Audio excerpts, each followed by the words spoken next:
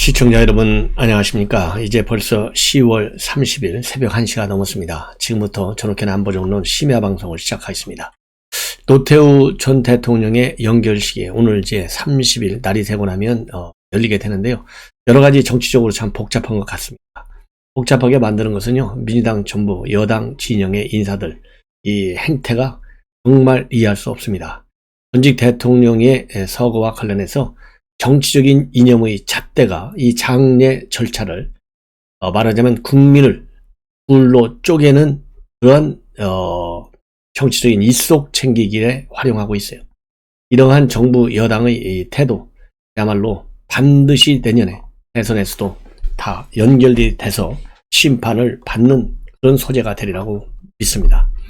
행안부가 오늘 공개한 이 장례 국가장 연결식 기본 계획에 따르면요, 30일 오전 9시 서울대병원에서 발인을 마치고 고인이 별세 직전까지 머물렀던 연희동 자택에서 노제를 진행합니다.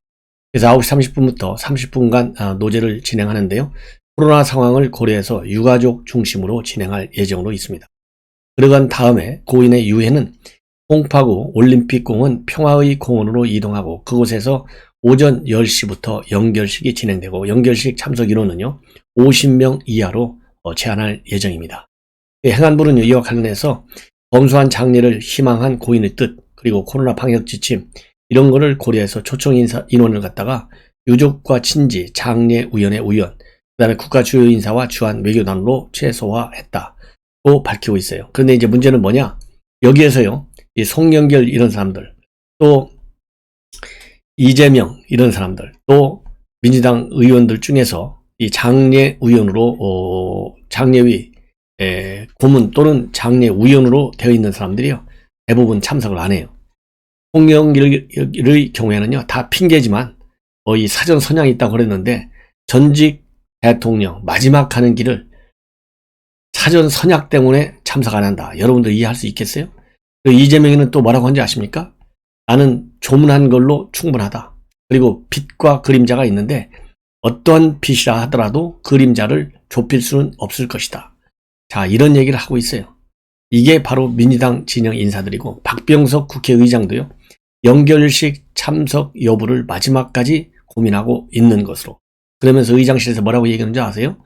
진소도 조문했고 조화도 보냈고 그렇기 때문에 참석 여부는 아직 결정되지 않았다. 그리고 이제 장례위원으로 올라가 있는 여당 소속 국회 상임위원장들도 비슷해요. 참석 안 하겠다는 겁니다. 그리고 열린 민주당, 정의당 아예 연결식이 참석 안 한다. 예. 강도 높게 국가장을 하는 거에 대해서 정의당과 열린 민주당 강력히 비판하고 있잖아요. 국가장 자체도. 이렇게 해서 내일 연결식과 관련한 이 행사, 굉장히 마음 아픈 행사가 될 것 같습니다. 1시간가량 연결식을 하는데 이 사회는 손범수 어나운서가 맡고요. 가수 인순이 씨와 테너 이문근 씨가 손에 손잡고 노래를 부르면서 추모할 예정입니다. 여러분들 잘 아시다시피 손에 손잡고는요 88 서울 올림픽의 공식 주제가예요. 그리고 이 88 올림픽 사상 최초의 대한민국 이 주최 올림픽이지 않습니까? 그리고 이 손에 손잡고 노래는 우리 국민들 사이에서도 상당히 다정하게 불렸던 노래이죠. 그래서 연결식은 개식, 국기에 대한 경례, 그 다음에 고인에 대한 묵념, 양력 보고, 그 다음에 조사는 장례위원장인 김부겸 총리가 맡습니다. 그리고 이어서 노재봉 전 총리가 추도사를 하고 공교의식 그리고 추모 영상 상영 후에 헌화와 분향이 있고요. 추모곡에 이어서 조총 발사, 운구 행렬 출발, 해식으로 이어집니다. 그런데 여기서부터 또 문제가 생겨요. 참 기가 막힌 일인데요. 노태우 전 대통령께서 말하자면 파주에 있는 통일동산에 안장되기를 바랬다고 합니다. 그런데 이게 관광특구가 돼가지고 통일동산 관할하는 파주시에서 반발을 하고 있다고 해요. 그래서 아직도 내일 연결식을 하는데요. 최종적인 장지가 결정이 되지 않았어요. 그래서 현재로서는요. 이 탄현면 성동리 통일동산 지구 내와 그다음에 통일동산 지구 인변 이 주변 이런 데를 이제 최종적으로 이제 결정해야 되는데 이 장지. 그래서 일단은 말이죠. 파주 통일동산 장지를 희망하고 있지만 아까 말씀드린 대로 이 파주시에서 반대를 하고 있어가지고 파주시 인근에 있는 이 검단사에 임시로 유해를 안치한 다음에 별도로 최종적으로 이제 안장을 할 예정이다. 이렇게 지금 알려지고 있는데요. 참고적으로 통일동산은 노태우 정부 때 89년도 9월에 한민족 공동체 통일방안과 맞물려서 자유를 건설하고 그리고 헤이리 예술마을도 만들면서 만들어진 곳이 통일동산이에요. 당시 평화시 건설 구상의 일환으로 민간인 통제구역이던 파주시 탄현면 일대의 규제를 풀고 조성한 안보관광단지입니다. 그럼에도 불구하고 이 묘역이 연결식 후 유해는 말이죠. 파주시 검단사에 임시 안치되었다가 나중에 다시 이장하는 문제를 검토 중에 있다. 이렇게 알려지고 있는데요. 지금도 통일동산에 안장되는 것을 반대하고 있는데 나중에 이거를 받아들일까요? 참 걱정스럽습니다. 그리고 이제 오늘 방문한 사람들이 여러 명이 있는데 우선 노무현 대통령의 사위 곽상은 변호사가 가족을 대표해서 방문해서 말하자면 이 권양숙 여사의 우의로 말씀을 전했고 그리고 가족 대표로 와서 인사를 했는데 여기에서 한 얘기들 중에 이 노무현 전 대통령은 돌아가시기 전에 역대 대통령들에 대한 평가를 할 때 그때마다 노태우 전 대통령에 대해서는 상당히 높게 평가했고 그러한 말씀을 꼭 전해드리라 이렇게 권양숙 여사가 얘기했다라는 얘기를 또 밝히고 있습니다. 그리고 오늘 또 방문한 분들, 조문을 한 분들 쭉 말씀을 드리면 하화평, 허경석, 그 다음에 김종인, 금진호, 이용만, 김진현, 그 다음에 강창희, 강경화, 한광욱, 그리고 정의선, 우기용 대한항공 사장, 최은영 전 한진해운 회장 이런 분들이 조문을 다녀갔고요. 그리고 서울대병원 본래 1호실에 있어야 되는데 거기는 이미 다른 사람이 있어서 1호실을 못 쓰다가 오늘 2호실에서 1호실로 옮겼다라는 보도도 나오고 있습니다. 그래서 어쨌든지 간에 이 장지 문제가 아직도 해결이 안 됐는데 유족 측에서는요. 장지 문제가 빨리 해결되기를 바란다라는 입장을 밝히고 있고요. 그리고 기자들하고 만나서도 나라에서 국가장으로 정했으면 장지 문제를 빨리 해결해 주는 게 순리다라고 하면서 이 유족 측의 입장이 이제 보도를 타고 있습니다. 자, 대한민국 문재인 정권의 정치적인 이념주의 이 정도가 되면 한계 다른 거 아니겠습니까? 한계. 그래서 역대 대통령 중에요. 문재인 대통령만큼 국민을 양분시키는 대통령의 자리가 뭐예요? 할 일이 여러 가지가 있지만 국민을 하나로 묶어야 될 거 아니에요? 하나로 그야말로 우리가 한민족이잖아요. 다민족 국가가 아니고 한민족인데 이거 하나를 전부 진보냐 보수냐 이 정치적인 이념의 잣대를 갖고 들이대니까 지금 노태우 전 대통령의 연결식 참석 문제도 그렇고 장지 문제 하나도 해결이 안 되고 있어요. 기가 막히다. 인륜의 뭐라고 그럴까요? 우리 더군다나 대한민국은 정말 예의범절이 그 어느 때보다도 중요한 나라 아니겠어요? 대대적으로 인간으로서 지켜야 할 기본 이 장예를 갖추지 않는 이 현 정권이에요. 자, 이번에는요.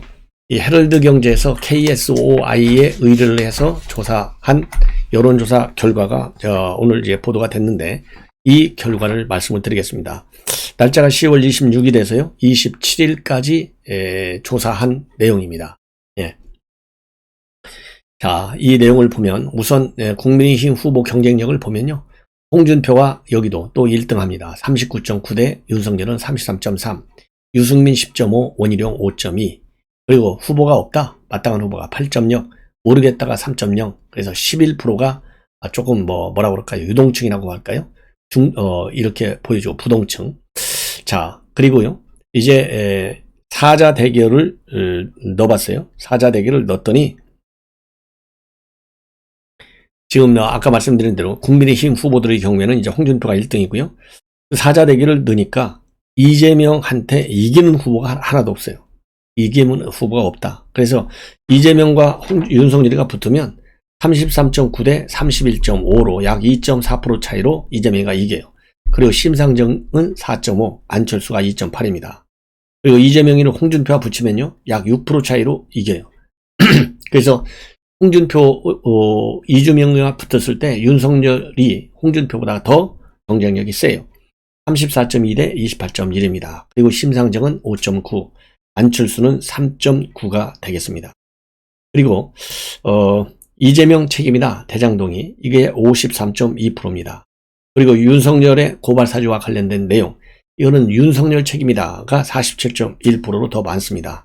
그리고 정권 교체론이 52.7, 그리고 유지가 36.4, 그래서 16% 정도로 교체 여론이 훨씬 더 많다, 이렇게 말씀을 드리고, 자, 이 상세한 이 분석과 관련해서는요, 여러분들께서 요즘 이제 뭐 이 상세한 분석 흐름이 거의 어느 분석이나 거의 비슷하기 때문에 저도 이제 이런 분석은 가능하면 좀 줄이려고 하는데요. 우선 국민의힘 후보에서 홍준표가 6% 정도 앞섰는데 TK에서 상당히 높게 나오고 있습니다. 이 얘기는 결국 전두환 대통령 발언, 그리고 개 사과 사진, 이런 것 때문에 지지율이 쭉 하락하고 있는데, 이 KSOI, 헤럴드경제, 의뢰, 여기에서도 그 현상이 그렇게 쭉 나타났고, 특히 TK에서 윤 총장보다 홍 후보는 지지율이 굉장히 높게 나왔는데, 이것이 이 국민의힘 경선에서 하나의 중요한 포인트가 될 것이다, 이런 이 평가가 나오고 있어요. 바로 이강윤 KSOI 소장의 평가입니다. 그리고요, 지금 이재명하고 윤석열 총장하고 대결이 붙었을 때 윤 총장이 이제 밀리잖아요. 39. 그러니까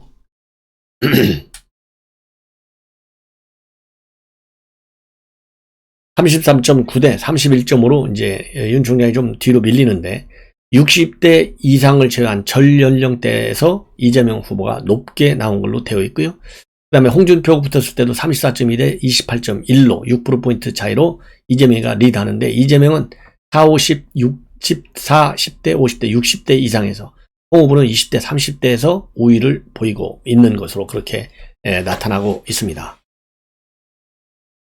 자, 이와 관련해서는요, 이강윤 KSOI 소장은 뭐라고 평가하고 있냐면, 이재명 후보는 민주당 경선 이후 화합형 대선 행보를 보이기 시작했고, 국민의힘 후보들이 자충서가 맞물려서 지지율 상승으로 이어졌다, 이런 평가를 내놓고 있어요. 네. 자, 이번에는 이제 이준석 대표, 지금 현재 이재명 후보가 뭘 하고 있냐면요, 또 전국민 재난지원금을 뿌리고 있어요. 그래서 지금 정치적으로 논란이 많이 나오고 있습니다. 자, 왜냐면은 경기지사 때 주장한 게 바로 전국민 재난지원금이잖아요. 그래서 이것이 결국은 돈으로 표 사겠다는 거 아니에요? 근데 요즘 우리 국민들이 돈 받는다고 표 찍습니까?